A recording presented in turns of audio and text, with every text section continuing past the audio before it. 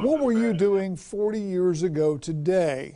Chances are most of you won't remember. Some of you weren't even born. But for one Bay County man, it's a day that changed his life forever. It's the worst day ever, and it's still the worst day ever. June 14th, 1982 started out as a normal day for Randy White. The route salesman for Maxwell House Coffee met his wife Renee at their Lynn Haven home for lunch. Her favorite thing to do at lunch every day was to watch Days of Our Lives, 12 to 1. You didn't miss it.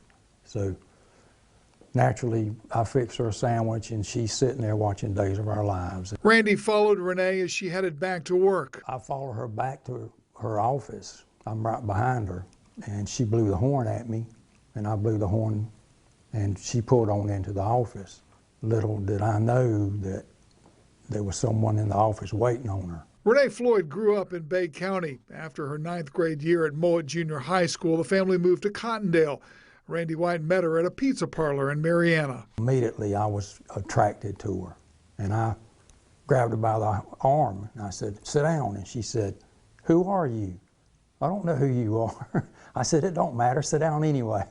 The two saw each other every night for the next 3 months, then got married. We were pretty much inseparable from that point on. We just spent all our time together, did everything together. She loved to go to New Orleans. That was her favorite place to go.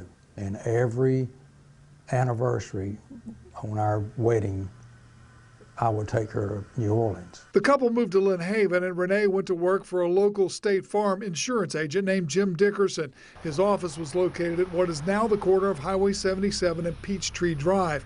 As Renee returned to the office on June 14th, the telephone was ringing.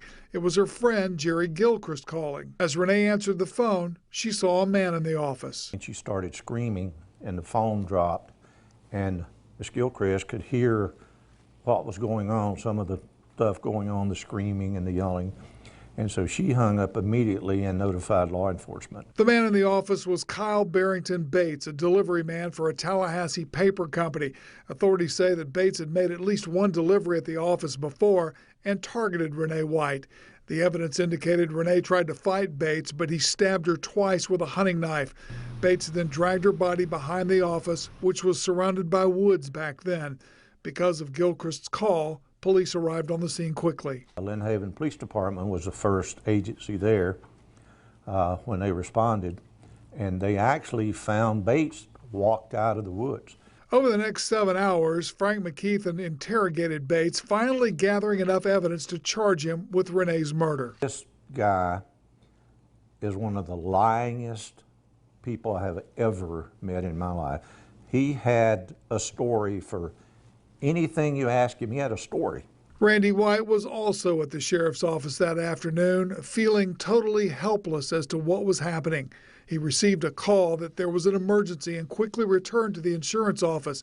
Deputies quickly put him in a car where he was joined by the sheriff's office chaplain. Asking him over and over, "Where's Renee? What's going on?" And I'll never forget, he looked at me and he said, "I have no easy way to say this to you, but Renee's been murdered. And you've got to go down to the sheriff's station and you've got to identify some things for us." Randy White did help investigators identify his wife's belongings that day. And in March 1983, a jury convicted Kyle Barrington Bates of first-degree murder. Judge Fred Turner imposed the death penalty. For most people, this story ended when Kyle Bates was convicted, but for Randy White, the story's far from over. Coming up tomorrow night on News 13 at 10, you'll hear what happened after he lost Renee and why, after all these years, he's decided to talk about his life with Renee and without her. Inflation is getting worse in America.